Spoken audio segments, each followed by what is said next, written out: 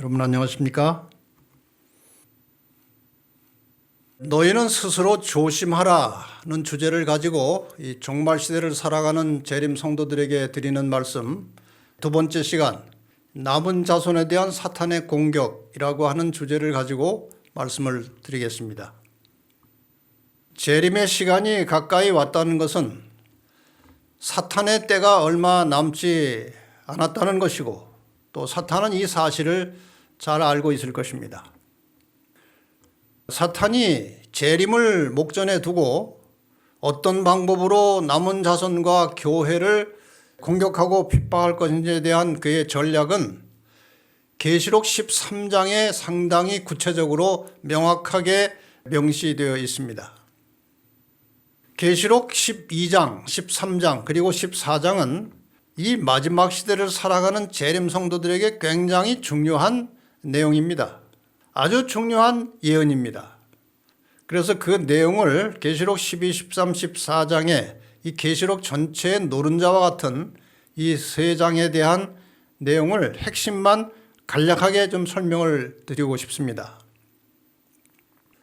계시록 12장은 여자의 후손에 남은 자손이 출현하는 장면이고, 13장은 이 남은 자손들을 공격할 세상의 세력이 등장해서 어떤 방법으로 이 남은 자손들을 공격할 것인지를 예언하고 있습니다. 그 다음에 14장은 이 남은 자손이 전할 마지막 경고와 초청의 기별을 담고 있습니다. 도표로 좀 이해하기 쉽도록 그려서 설명을 드리겠습니다. 계시록 12장은 이 선악의 싸움, 이 지구에서 일어나고 있는 선악의 싸움을 네 단계로 표시하고 있습니다. 선과 악이 싸우는데 첫 번째 싸움은 하늘에서 미가엘과 루스벨 사이에 싸움이 있었습니다.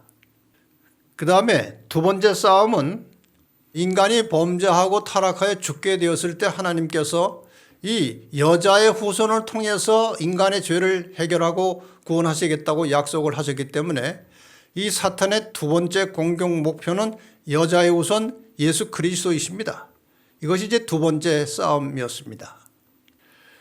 그 다음에 세 번째 싸움은 예수님께서 모든 구원을 십자가로 다 이루시고 이제 하늘로 올라가시면서 이 땅에 성령을 보내주셨고 그 성령의 역사를 통해서 교회가 탄생합니다. 오순절에.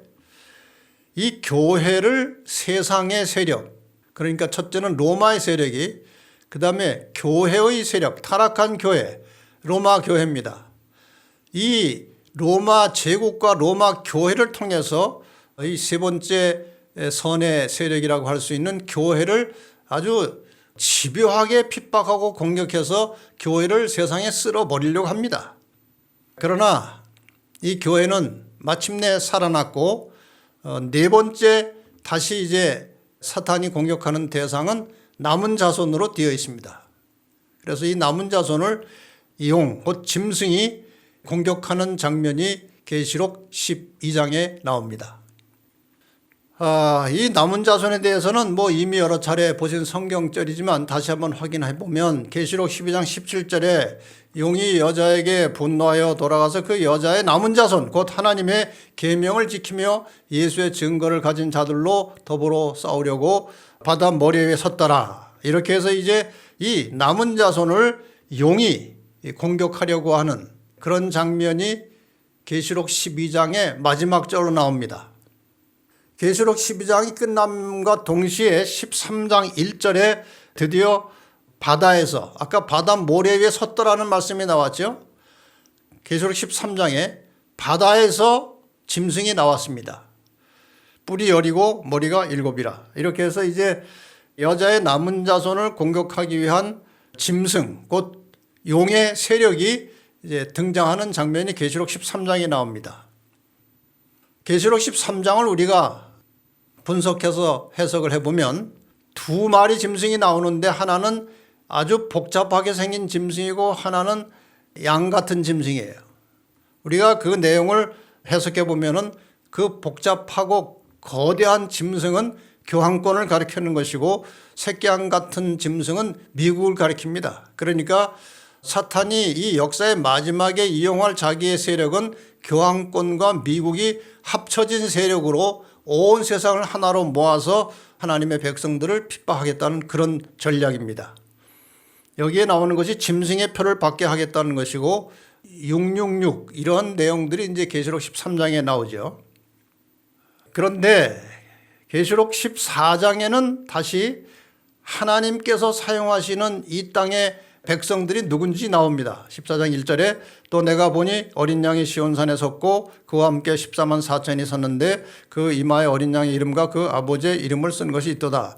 여기에 이 마지막 시대에 하나님의 군사로서 이 세상을 대적하고 이 세상을 향해서 하나님의 뜻을 선포할 이 무리들을 우리가 14만 4천이라고 그렇게 묘사하고 있습니다.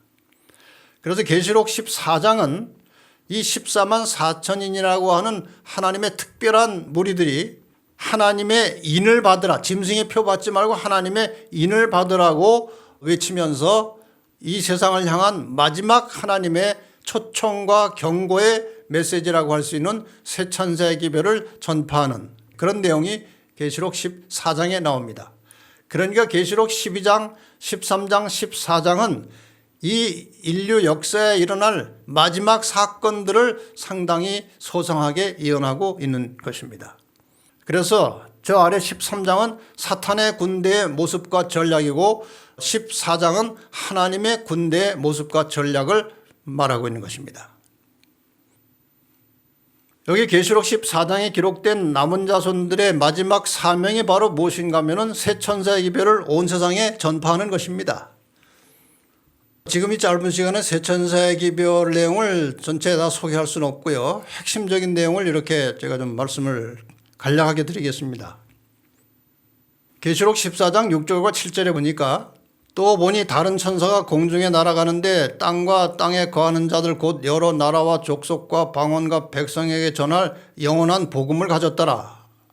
그가 큰 음성으로 가로되 하나님을 두려워하며 그에게 영광을 돌리라. 이는 그의 심판하실 시간이 이르렀음이니 하늘과 땅과 바다와 물들의 근원을 만드신 이를 경배하라 하더라. 이것이 이제 이 새 천사의 기별의 서론임과 동시에 첫째 천사의 기별이 나타난 내용입니다.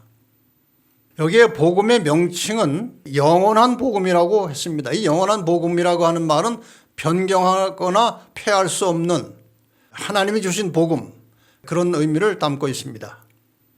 그 다음에 복음을 전파하는 범위, 어디까지 복음을 전파할 것인가에 대해서 여러 나라와 방언과 족속과 백성이라고 되어 있습니다. 이것은 이 영원한 복음을 온 세상 모든 나라에 전하라고 하는 기별입니다. 그 다음에 기별의 내용이 무엇인가 하면은 첫째는 심판이 가까웠다는 것이고, 심판이 가까웠다는 것은 예수의 재림의 임박함을 말하고 있는 것입니다. 재림 전에 구원 받을 자들을 확정짓는 심판을 해야 되는 것입니다. 그래서 심판은 불가피한 것이죠. 그 다음에 또 하나의 메시지가 무엇인가 하면은 하늘과 땅과 바다와 물들의 근원을 만드시니, 다시 말하면 창조주를 경배하라는 것입니다. 이 창조주 경배에 대한 내용은 이 안식일을 회복하라는 것이죠. 왜냐하면 지금 여기 나온 하늘과 땅과 바다와 물들의 근원을 만드셨다고 하는 이 내용은 네 번째 계명에 나오는 것입니다. 그래서 창조주 경배와 함께 안식일을 회복시키는 그런 기별을 전하라는 것입니다. 이 남은 자손이 가지고 있는 이러한 마지막 사명을 인식한 재림교회는 전 세계 모든 나라에 이 기별을 전하기 위해서 160년 이상 선교 사역을 해왔습니다. 결과적으로 지금은 전 세계적인 조직을 가지고 온 세상 모든 나라 구석구석에 이 복음을 전하기 위해서 활동을 하고 있습니다. 지금 여기 보시는 도표는 제7일 안식일 예수 재림교회가 전 세계의 복음을 전하기 위해서 가지고 있는 선교 조직망입니다. 그 총본부가 대총회가 미국 메릴랜드에 있고, 그 다음에 이제 각 여러 지역, 세계 여러 지역들을 이렇게 나누었습니다. 북미지회, 중미지회, 남미지회, 트랜스 유럽지회, 유로아프리카지회, 서중아프리카지회, 남아인도양지회, 유로아시아지회, 남아시아지회, 동중아프리카지회, 남아태지회, 태평양지회, 북아태 지회, 이 북아태 지회는 우리 한국이 소속해 있는 그런 지회입니다. 이렇게 전 세계를 조직화해서 매우 철저하게 전 세계 모든 나라의 복음을 전하기 위해서 끊임없이 불철주야 24시간 활동하며 움직이고 있는 교회가 바로 제7일 안식일 예수재림교회입니다. 이렇게 복음을 전하고 있는 결과에 대해서 꽤 오래전에 미국 성서공회가 이러한 도표를 가지고 이 재림교회가 얼마나 많은 나라에 복음을 전하고 있는지를 가르쳐 주었습니다. 물론 그 목적으로 만든 것은 아니지만 이 미국 성서공회에서 여러 해 전에 제작해서 나누어 준 파트너스라고 하는 팜플렛에 보면 재림교회가 얼마나 많은 나라에 복음을 전했는지가 아주 명확하게 표시되어 있습니다. 글씨가 작아서 잘 안 보이겠지만 제가 설명을 하나씩 드리겠습니다. 이 표지에는 이런 설명이 있습니다. 이 미국 성서공회에서 발행한 이 파트너스 표지입니다. 전 세계의 교회들과 성서공회들은 사람들이 성경을 읽고 이해할 수 있는 언어로 보급하는 일에, 그러니까 성경을 보급하는 일에 함께 일하고 있습니다. 다음 페이지는 당신의 교단과 다른 교단들이 그리스도를 증거하고 있는 나라들을 보여줍니다. 하고 이제 아주 작은 글자로 도표를 만들었습니다.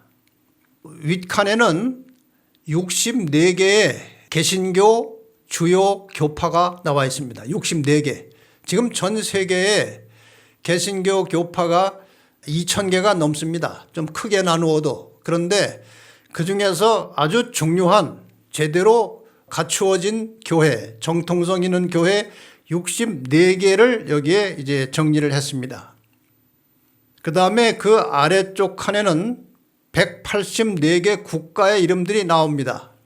그래서 저 위에 있는 한 교파가 어느 나라의 복음을 전했고 성경을 전했으면 거기에 점을 찍은 것입니다.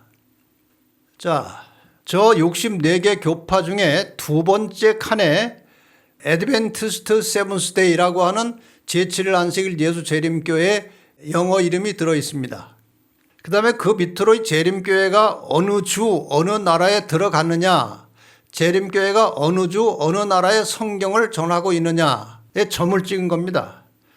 여기를 보시면 거의 모든 나라에 점이 다 찍혀 있습니다. 근데 다른 교회는 그런 교회가 없습니다. 드문드문 점이 찍혀 있을 뿐입니다.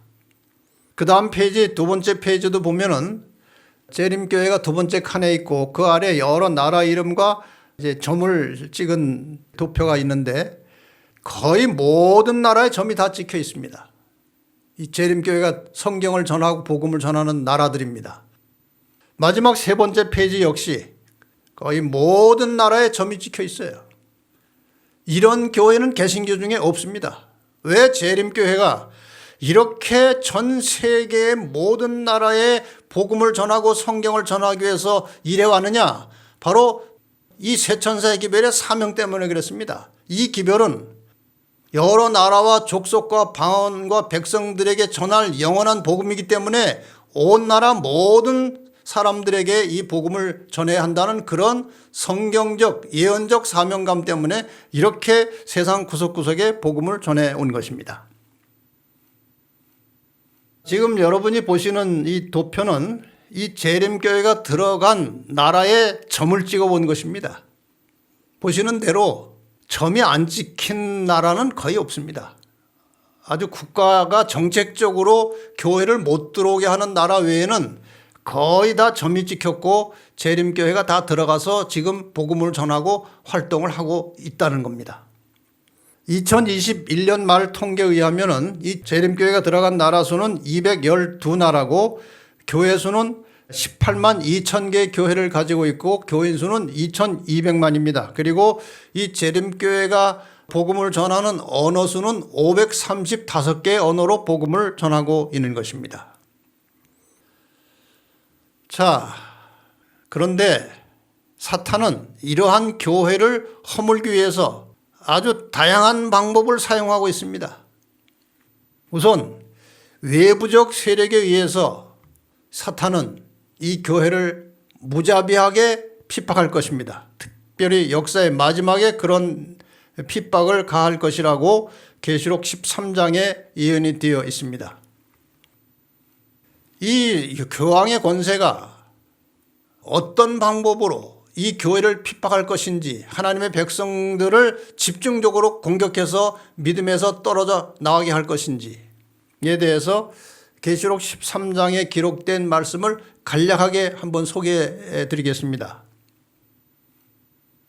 지금 여러분이 저 사진을 보시면 교황이 그 성베드로 성당, 교황청 본부 그 발코니에 나와 있고, 그 아래 수많은 사람들이 이 교황을 그 멀리서라도 아주 점같이 보이겠지만 교황을 보기 위해서 이렇게 몰려들어 있어요. 참 이상하고 놀라운 사실 아닙니까?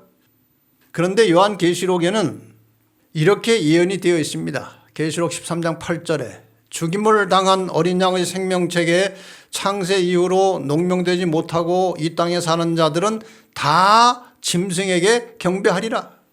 그러니까 이 세상의 모든 사람들, 어린 양의 생명책에 기록된 구원받는 자들 외에는 모두가 다 이 교황의 권세에 굴복하게 될 것이라고 성경은 예언하고 있습니다. 이것은 지금 종교 통합이라고 하는 주제를 가지고 거의 완성 단계에 가 있습니다. 온 세상이 다 이제 이 교황권에게 숭배하고 경배할 날이 지금 서서히 다가오고 있다는 것입니다. 그 다음에 13장 15절에 또 짐승의 우상에게 경배하지 아니하는 자는 몇이든지 다 죽이게 하더라. 여러분, 이것은요 무력입니다. 설득으로 안 되고 말로 해서 안 되면 무력을 사용해서 죽이기도 하겠다는 겁니다. 이게 핍박이죠. 그 다음에 계시록 13장 16절과 17절에 보면 그 오른손에나 이마에 표를 받게 하고 누구든지 이 표를 가진 자 외에는 매매를 못하게 하니, 그러니까 교황의 권세에 굴복하게 하는 어떤 표시를 받게 할 것이고, 그 표시가 없으면, 그 표를 받지 않으면 상거래를 못하는 것입니다. 장사를 할 수도 없고 그 다음에 필요한 물건을 살 수도 없으니까 완전히 생계를 위협해서 또 다른 방법으로 사람을 죽이는 것입니다. 이렇게 해서 경제를 가지고 핍박한다는 겁니다. 요즘 이런 문제를 전문적으로 연구한 학자들에 의하면 인간을 통제하고 지배할 수 있는 강력한 세 가지 요소는 종교와 무력과 경제라고 합니다. 그런데 지금 이 세 가지가 다 갖춰져 있다는 것이죠. 자, 그런데 더 문제는 이 내부적으로 교회를 흔드는 무리들이 역사적으로 있어 왔고 지금도 활동하고 있고 앞으로도 활동을 할 것입니다. 그래서 지금 잠시 이 교회를 내부적으로 혼란시키고 내부적으로 교회를 흔드는, 성도들을 흔드는 이러한 과거와 현재의 역사를 잠깐 살펴보도록 하겠습니다. 언제나 이 교회를 비방하고 대적하는 사람들은 늘 있어 왔습니다. 여기 교회가 있습니다. 이 교회 안에 늘 그러한 무리들이 시대를 통해서 항상 일어나고 활동하고 있습니다. 자, 이렇게 교회를 비방하고 대적하는 사람들 중에 덜어는 이 교회를 지키고 있고 교회 안에서 활동하다가 교회를 떠납니다. 교회 바깥으로 나갑니다. 그래서 이제 교회 바깥으로 나가서 교회를 공격하는 사람들이 또 있습니다. 잘 보시면. 그래서 이 교회 안에 있는 사람들이 늘 이 교회에서 분쟁을 일으키고 교회를 혼란스럽게 하고 교인들이 제대로 분별하지 못하도록 그렇게 혼란을 주고 있는 것이 사실입니다. 그 다음에 외부에서 또 이렇게 밖에 나가서 이 교회를 공격하는 사람들이 있어요. 언제나 이런 사람들이 있는 것입니다. 이렇게 교회 내부에서 혹은 교회를 떠나서 이 교회를 힘들게 하고 괴롭히고 혼란스럽게 하는 사람들이 있는데 성경에서는 비유를 이렇게 했습니다. 아가서 2장 15절에 보면 우리를 위하여 여우 곧 포도원을 허는 작은 여우를 잡으라. 우리의 포도원에 꽃이 피었음이니라. 이것은 이스라엘 백성들을 내부적으로 이렇게 혼란시키고 괴롭히는 그러한 세력들을 포도원을 허는 작은 여우라고 했는데, 이 종말의 시대에 남은 교회 안에도 이러한 무리들이, 이러한 개인들이 있을 것을 우리는 예측하고 있고 또 역사적으로 그렇게 해왔다는 사실을 우리는 얼마든지 확인해 볼 수 있는 것입니다. 그래서 이 남은 교회를 해치는 무리들이 세상 끝날까지 항상 언제나 있을 것입니다. 이 재림교회를 대적하고 비방하는 사람들의 특징이 있습니다. 그 몇 가지를 제가 설명을 좀 드리겠습니다. 첫째로 이 사람들은 재림교회를 타락한 교회 혹은 바벨론이라고 말하면서 교회 조직과 목회자들과 교회 지도자들을 비판합니다. 물론 교회 조직도 결함이 있을 수 있고 목회자들, 교회 지도자들 다 완전한 사람들이 아닙니다. 다 실수도 있고 문제들이 있죠. 근데 그럴 경우에는 개별적으로 찾아가서 충원을 하든지 조언을 하는 것이 그것이 정상입니다. 그런데 그런 과정 절차 없이 그냥 공개적으로 이 교회와 또 목회자들이나 지도자들을 비판하는 것은 그것은 올바른 그리스도인의 태도가 아닙니다. 그것 자체가 벌써 참 그리스도인이 아님을 증거하고 있는 것입니다. 두 번째, 자신의 가르침만이 올바른 것처럼 주장하면서 본인을 따르는 사람들이 다른 설교를 듣지 못하도록 합니다. 이것도 잘못된 것입니다. 그 본인이 완전한 사람이 아니고 본인의 지식이 완벽한 것이 아닙니다. 그런데 자기 말만 듣고 자기 설교만 듣게 하는 것은 그것은 자칫 잘못하면 소경이 소경을 인도하다가 둘 다 구덩이에 빠질 수도 있는 것입니다. 그래서 우리 성도들은 기도하면서 여러 가지 다양한 말씀들을 잘 듣고 읽고 분별할 수 있는 지혜를 성령께서 주시도록 기도하면서 이 균형진 신앙을 갖도록 골고루 영양분을 섭취하는 것이 안전합니다. 세 번째, 어떤 경우에는 자신이 특별한 계시를 받았거나 깨달음을 얻었다고 주장하면서 사람들을 미혹합니다. 이건 이 시대에 아주 위험한 것입니다. 이 특별한 꿈이나 계시 같은 것들은요, 사탄도 줄 수 있어요. 그렇기 때문에 지금 이미 우리가 완벽한 성경과 그다음에 성경을 충분히 설명하고 해석해 놓은 우리는 예언의 신이라는 것이 있기 때문에 또다시 특별한 계시를 받을 것이 필요치 않습니다. 다 돼 있습니다. 그래서 이런 자기가 뭔 특별한 빛을 받았다는 것은 뭔가 지금 사람들을 잘못 끌고 갈 위험이 다분히 있는 것이죠. 네 번째로 경우에 따라서는 예수님의 재림의 시간을 정해서 그때까지 사람들을 자신의 편에 묶어두려고 하는 사람들이 있습니다. 그동안 이렇게 재림의 시간을 정하는 일들을 여러 사람들이 많이 했어요. 그러나 다 빗나갔습니다. 재림의 시간을 정했다? 그건 잘못된 것입니다. 그걸 따르면 안 되는 겁니다. 다섯 번째, 성경의 어떤 부분에 대해서는 재림교의 정통 해석을 따르지 않고 자기 나름대로 독자적으로 해석해서 성도들을 혼란스럽게 하는 경우도 더러 있습니다. 그러니까 그런 설명하는 분이 계시다면 경계해야 될 것입니다. 여섯 번째로 교리적으로 문제를 제기하는 사람들이 있습니다. 2300주야와 조사심판, 또 하늘 성소 문제, 혹은 인간의 본성과 그리스도의 인성에 대해서 다른 견해를 주장합니다. 그런데 문제는 이것입니다. 지금 이러한 문제들에 대한 여러 가지 이견들이, 다른 의견들이 교회 안에 상존하고 있어요. 그 다음에 이 교회가 전체적으로 지향하고 있는 하나의 흐름이 있습니다. 그런데 다른 주장을 하는 그들도 상당히 예언의 신이나 성경적으로 근거를 가지고 설명을 합니다. 그런데 문제는 이 모 교회가 가르치는 견해가, 지금 견지하고 있는 견해가 자기들이 주장하는 것과 맞지 않는다고 해서 이 교회를 타락했다, 바벨론이다, 뭐 신신하게 물들은 타락한 교회다, 이렇게 하는 것은 올바른 태도가 아닙니다. 하나님께서 이 교회를 끝까지 붙들고 계실 것입니다. 여러 차례 제가 예언의 신의 말씀을 인용해서 설명을 드렸습니다. 하나님께서 이 교회를 견책하시고 바로잡아 주실 것입니다. 그런데 이 교회를 비방하고 타락했다고 바벨론이라고 하는 것은 그것은 올바른 그리스도인의 특히 재림 성도의 모습이 아니라는 것입니다.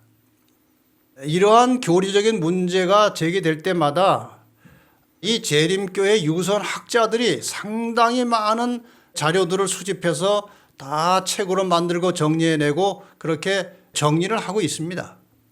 예를 들어서 소위 완전주의, 그리스도의 인성과 본성, 인간의 죄성 이런 것들에 대해서도 이 교단의 많은 학자들이 완전주의 신학평가, 성경적 인간론, 그 다음에 이 문제에 대해서 특별한 어떤 견해를 가지고 있었던 A.T. 존스의 삶과 신학, 그리스도인의 본성과 완전주의, 그리스도인의 성화 완전, 그리스도의 인성과 완전주의 이런 모든 서적을 통해서 이 재림교회에 주장하는 재림교회가 지향하는 공통적인 의견들을 이미 다 설명을 해놓았습니다. 그 다음에 조사심판에 대해서도 심판과 구원의 확신, 재림전 조사심판의 성경적 기초, 그 다음에 이러한 이 성소의 재림전 심판에 대한 예언의 신에 관한 모든 질문과 답변 이런 것들 다 책으로 나와 있어요. 이외에도 많이 있습니다. 또 엘렌 화이트에 대해서도 이 성경에 나타난 그 예언의 은사, 또 엘렌 G 화이트의 비평가들이 비평하는 것에 대한 모든 해설, 답변, 또 101가지 질문과 답변 이 속에 다 답을 내놓았습니다. 그런데 자꾸 이런 문제를 가지고 교인들에게 혼란을 주고 교회를 어지럽히는 것은 하나님의 뜻이 아니라고 생각됩니다. 이 교회는 서로가 서로를 존중하고 또 하나님께서 인도하신 손길이 무엇인지를 찾기 위해서 끊임없이 함께 기도하면서 그렇게 전진해야 할 것입니다. 남은 교회를 해치는 무리들이 항상 있을 것은 불가피한 것입니다. 그러나 우리가 개인적으로 이러한 것에 동조하지는 말아야 합니다. 그래서 이 말씀들을 지금 나누어 드리는 것입니다. 증언보감 1권 390에 보면 자신들이 옳고 하나님께서 특별히 그들을 가르치고 감동시키고 인도하셨다고 주장하는 독자적인 마음을 가진 개인들이 언제나 존재해 왔다. 이런 사람들은 언제나 있는 거예요, 교회 안에. 하나님께서 교회를 인도하신 모든 증거에도 불구하고 안식일을 지키노라 공언하면서도 교회를 떠나 독립적으로 움직이며 그들이 선택한 대로 믿고 행하는 자들이 현재도 있고 앞으로도 있을 것이다. 그러니까 안식일을 지키는 무리들 중에도 항상 이 안식일을 지키는 것을 가지고 그대로 들고 교회를 떠나가서 독립적으로 움직이며 일하는 사람들이 있을 것이라고 말씀하셨습니다. 내 형제여, 그대가 제7일 안식일 예수 재림교회는 바벨론이라고 가르친다면 그대는 잘못을 범하고 있는 것이다. 재림교회를 바벨론이라고 하는 사람들은 그거는 분명히 잘못된 것이라고 지적이 되어 있습니다. 제7일 안식일 예수 재림교회를 바벨론이라고 주장하는 것은 사탄이 하는 주장과 똑같은 것인데 사탄은 형제들을 참소하는 자요 죄아로 하나님 앞에서 그들을 비난하는 자이다. 이 하나님의 마지막 남은 교회, 이 재림교회를 바벨론으로 주장하는 것은 그 사탄의 정신이라고 지적하신 것입니다. 하나님께서는 여기저기서 한 사람씩 인도하시는 것이 아니라 한 무리의 백성을 인도하고 계십니다. 또한 주님께서는 진리에 속하여 있는 한 교회를 이 지상에 가지고 계십니다. 그러니까 이미 견고하게 존재하고 있는 이 남은 교회를 바벨론이라고 하면서 이 교회를 떠나서 비방하는 것은 올바르지 않은 태도라는 설명입니다. 하나님께서는 이 남은 교회를 떠나서 독자적으로 활동하는 개인이나 무리를 인정하지 않으신다는 것이 이 내용의 결론입니다. 이와 관련해서 계속해서 몇 말씀 더 보겠습니다. 남은 교회는 전투하는 교회이지 승리한 교회가 아니라고 말씀하셨습니다. 어떤 이들은 교회에 들어오면 자신의 기대가 이루어지고 오직 순결하고 완전한 사람들만 만날 것이라고 생각하는 것 같다. 그들은 자신의 신앙에 열성적이다. 그런데 교인들에게 있는 결점을 보게 될 때 우리는 악한 자들과 전혀 사귀지 않기 위해 세상을 떠나는데 악은 여기도 있다고 말한다. 그러나 우리는 그렇게 실망할 필요가 없다. 이제 다른 신앙을 하시다가 이 재림교회 진리를 깨닫고 참 이 교회는 진리를 믿는 사람들이 있으니까 참 아주 평안하고 다 사람들이 성화되고 좋은 사람들 것이다 라고 생각해서 이 교회에 왔다가 실제 사람들을 보고 진리를 믿는 사람들이 어떻게 이럴까 하고 실망하는 경우들이 상당히 많이 있습니다. 그런데 그렇게 실망할 필요가 없다고 이렇게 권면하십니다. 그분은 교회를 갖고 계시는데 그것은 전투하는 교회이지 승리한 교회가 아니다. 지상에 있는 그리스도의 교회는 불완전할 것이다. 교회도 사람들이 모이는 것이기 때문에 불완전할 것이다 하고 말씀하십니다. 교회는 비록 연약하고 결함이 있어서 견책과 경고와 조언을 받아야 할 필요가 있지만 그것은 지상에서 그리스도께서 최고의 관심을 쏟으시는 유일한 대상이다. 교회가 비록 연약하고 결함이 있지만 또 견책과 조언이 필요하지만 여전히 이 교회는 예수께서 최고의 관심을 쏟고 계시는 유일한 대상이라고 말씀하셨습니다. 하나님께서는 짓밟혀진 율법을 높이 들어 올리며 세상을 향해 세상 죄를 지고 가는 하나님의 어린 양을 제시할 한 교회를 갖고 계신다. 마침내 교회를 통해서 하나님의 사랑이 그 영광으로 환화해질 세상에 최종적이고도 온전하게 드러나게 될 것이다. 결국 이 교회는 현재 볼 때는 결함이 있고 실수도 있고 문제가 있지만 마침내 이 교회는 하나님께서 붙드시고 인도하신 결과로 승리하게 될 것입니다. 남은 교회는 주님의 인도하심과 성령의 도우심으로 마침내 승리할 것입니다. 믿으시기를 바랍니다. 자, 이제 마지막 남은 교회, 이 재림교회를 오해하고 있거나 혹은 오해는 없다 할지라도 이 재림교회를 다니다가 이런저런 시험에 들어서 교회를 쉬고 계시는 분들, 또 성도들에게 드리는 간곡한 부탁의 말씀을 올리겠습니다. 첫째, 재림교회를 떠나서 모 교회를 비방하는 분들에게 올리는 말씀입니다. 여러분은 재림교회의 품 안에서 수십 년 동안 성도들의 사랑을 받으며 교회의 은혜를 입으면서 살아오신 분들입니다. 그러나 이 교회의 교리나 가르침이 여러분 개인의 사상이나 신학에 맞지 않는다고 교회를 떠나셨습니다. 개인적으로 충분한 이유가 있을 것이고 또 교회를 떠날 때 마음이 얼마나 힘드셨겠습니까? 교회가 여러분들과 좀 더 충분한 대화를 나누지 못한 점도 있겠죠. 그런데 수십 년을 교회 안에서 혜택을 보며 생활하시다가 모 교회를 떠난 다음 방송 등 여러 매체를 통해서 몸담고 있던 교회를 비판하고 비방하시는 모습이 참 안타깝습니다. 부부가 이혼을 한 다음에 다른 사람들에게 전 남편이나 아내를 계속 비방하고 다니는 모습과 다를 바 없는 것입니다. 재림교회 안에도 다른 개신교에서 개혁하여 오신 목사님들을 비롯해서 많은 분들이 있지만 그렇게 공개적으로 모 교회를 비방하거나 비난하는 일을 하지 않습니다. 여러분이 재림교회를 비방하게 되면 그것을 듣는 많은 사람들이 재림교회의 올바른 진리를 듣고 깨달을 수 있는 길이 막혀버리는 것입니다. 당부드리고 싶은 말씀은 회심하고 돌아오시든지 아니면 개인적인 오해와 편견을 가지고 재림교회를 공개적으로 비방하는 일을 자제해 주실 것을 간곡하게 부탁을 드립니다. 두 번째, 재림교회 안에서 다른 교리를 가르치며 교회를 비판하는 분들에게 올리는 말씀입니다. 재림교회 교리는 오랜 세월의 연구와 검토와 검증을 거쳐서 발전되어 왔습니다. 한두 사람의 의견을 중심으로 교리가 만들어지는 것이 아니라 동일한 주제를 가지고 많은 학자들이 심도 있게 연구한 결과를 가지고 여러 차례 회의와 검증 단계를 거쳐서 어떤 결론을 얻게 되면 대총회의 정기총회를 통해서 인증을 받고 교리로 확정되는 것입니다. 그러니까 성경을 가르치는 지도자들은 대총회가 결의한 현재 사용하고 있는 기본 교리서를 존중하고 그 가르침을 충실하게 전하는 것이 마땅한 것입니다. 그런데 이러한 교리의 변화가 있을 때마다 이전에 어떤 교리들을 고집하면서 더 발전되어 확인된 교리를 가지고 마치 교회가 변질된 것처럼 말하면서 교회가 타락했다고 비방하는 사람들이 늘 있어 왔습니다.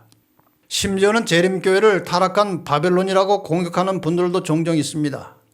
제7일 안식일 예수 재림교회를 바벨론이라고 공언하며 하나님의 백성들에게 그 가운데서 나오라고 부르는 기별은 하늘의 사자가 준 기별이 아니며 성령의 감동하심을 입은 어떤 사람들이 전하는 기별도 아닙니다.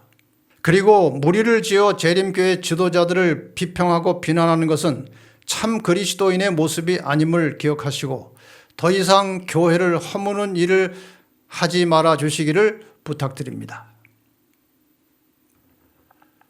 세 번째, 재림교회를 떠나서 독립된 교회에 속한 분들에게 드리는 말씀입니다.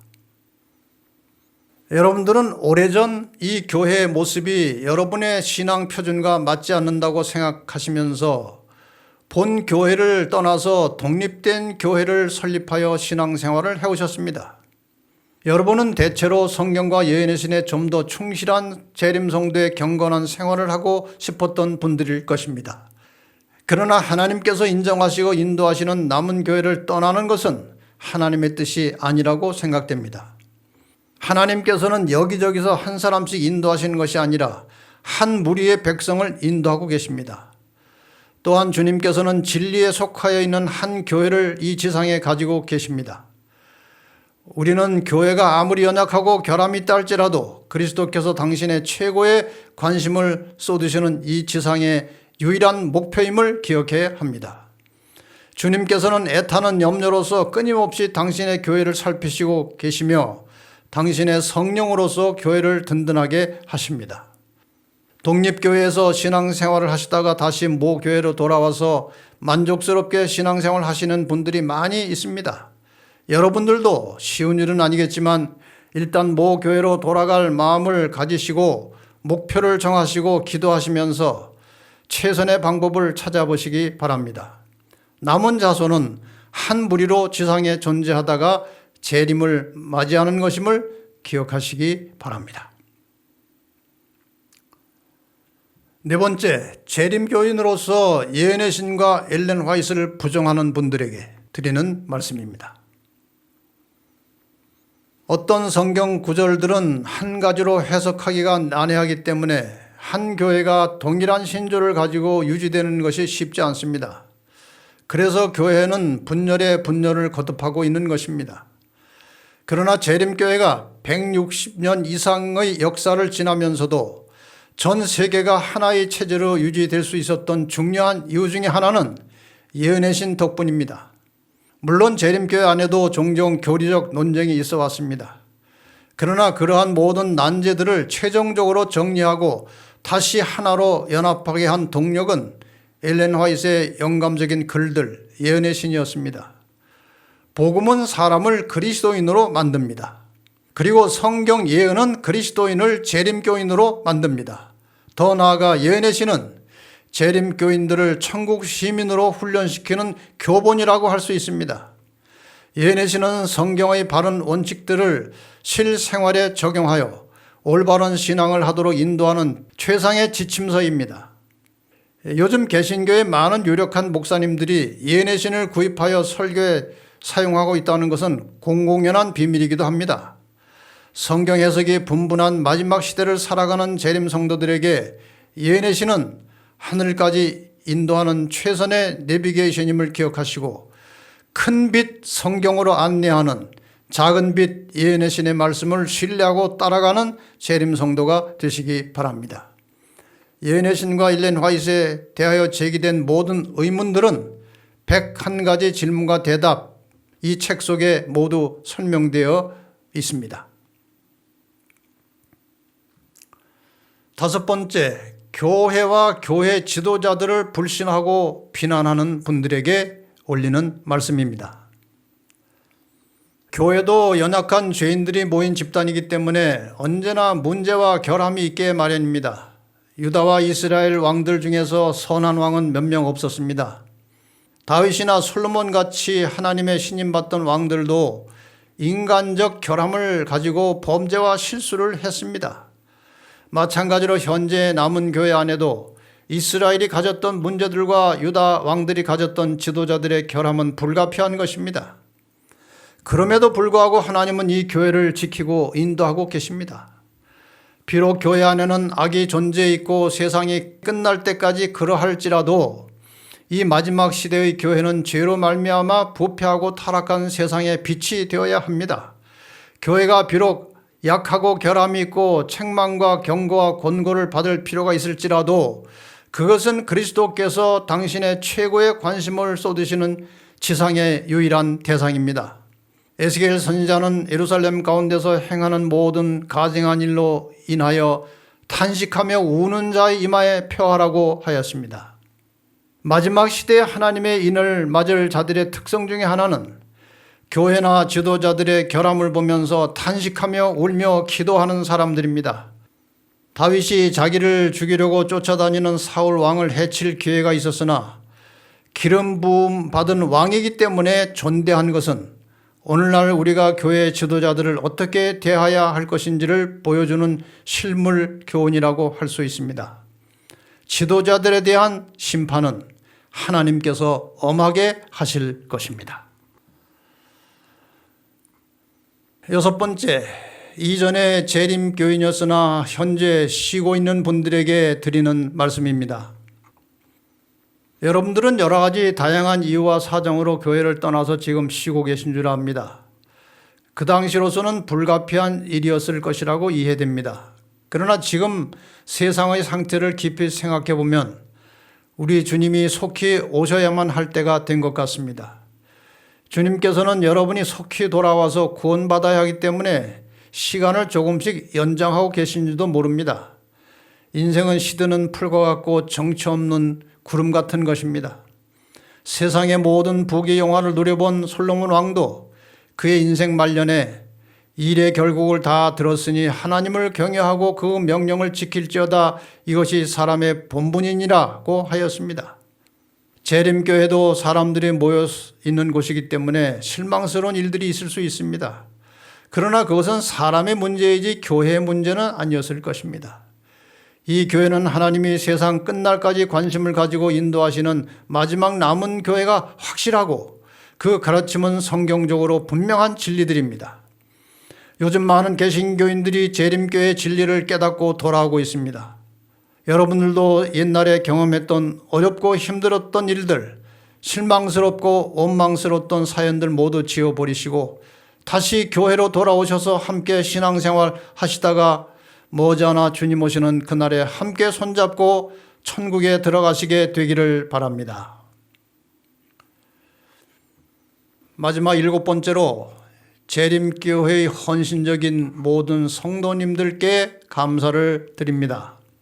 제가 이런 인사를 드릴 위치에 있는 것은 아닙니다만은 그래도 한평생 교회와 재림 성도들의 공개를 받으면서 살아온 목회자로서 또 교회의 여러 책임 있는 직책들을 맡아서 일했던 한 사람으로서 여러분들에게 감사를 드리는 것입니다.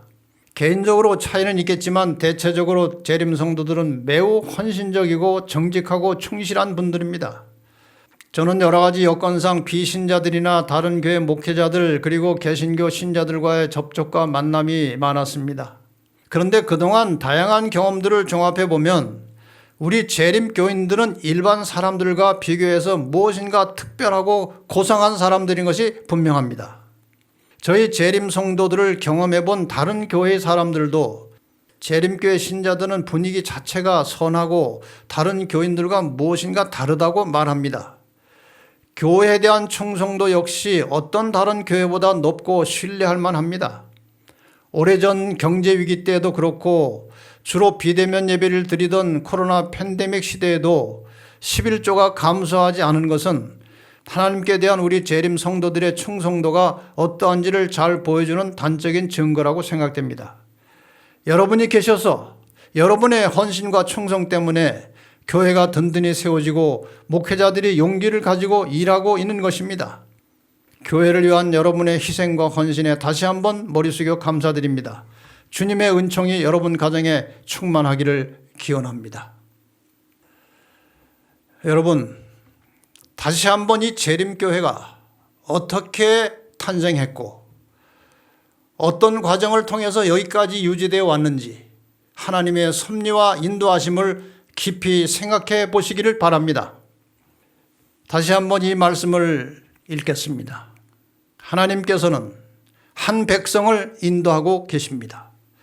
하나님께서는 당신의 율법의 보관자들로 정하신 당신의 택하신 백성 곧 지상의 한 교회를 가지고 계십니다. 주님께서는 저들에게 거룩한 책임을 맡기셨으며 이 세상에 전해야 할 영원한 진리를 주셨습니다. 또한 주님께서는 저들을 견책하실 것이며 바로 잡아 주실 것입니다. 여러분, 이 마지막 남은 교회는 하나님께서 특별한 관심을 가지고 이 지상 역사의 마지막에 일으켜내시고 지키시고 인도하시면서 하나님께서 이 세상을 향해서 전하실 마지막 하나님의 말씀을 증거하도록 위탁받은 그런 교회입니다. 여러분, 이 교회에 대해서 무한한 감사한 마음을 가지고 끝까지 교회에 충실한 재림 성도들이 되시기를 바랍니다. 골로새 1장 22절 23절 말씀을 보겠습니다. 이제는 그의 육체의 죽음으로 말미암아 화목케 하사 너희를 거룩하고 흠 없고 책망할 것이 없는 자로 그 앞에 세우고자 하셨으니 만일 너희가 믿음에 거하고 터 위에 굳게 서서 너희 들은 바 복음의 소망에서 흔들리지 아니하면 그러하리라. 이 마지막 시대에 하나님께서 우리를 당신의 거룩한 백성으로 흠없고 책망할 것이 없는 자로 우리를 세워주실 것입니다. 조건은 흔들리지 아니하면입니다. 여러분, 이 받은 바 진리와 이 소망이 흔들리지 않도록 기도하시고 견고하게 잘 인내하시기를 바랍니다. 고린도전서 15장 58절 말씀입니다. 그러므로 내 사랑하는 형제들아, 견고하며 흔들리지 말며 항상 주의 일에 더욱 힘쓰는 자들이 되라. 이는 너희 수고가 주 안에서 헛되지 않은 줄을 알미니라. 우리가 이 진리를 붙들고 견고한 믿음을 가지고 흔들리지 않으면, 그리고 열심히 일하면 우리의 수고가 주 안에서 헛되지 않게 될 것입니다. 이제 너희는 스스로 조심하라. 제 세 번째 마지막 시간에는 어떤 것들을 스스로 조심해야 하는지 구체적인 내용들을 말씀드리겠습니다. 성경에 예언적으로 보면 계시록 12장 17절에 예언된 남은 자손, 남은 교회는 이 역사의 마지막 교회입니다. 릴레이로 말하자면 마지막 주자들입니다. 이 교회와 지도자들과 구성원들은 인간으로서 결함이나 허물이 있을 것이지만 하나님께서는 이 교회를 통해서 인류의 구속의 역사를 끝내실 것입니다. 마지막 순간까지 흔들림 없이 굳건한 믿음과 신앙을 가지고 승리하는 재림 성도들이 되시기를 바라면서 너희는 스스로 조심하라 두 번째 말씀을 마치겠습니다. 감사합니다.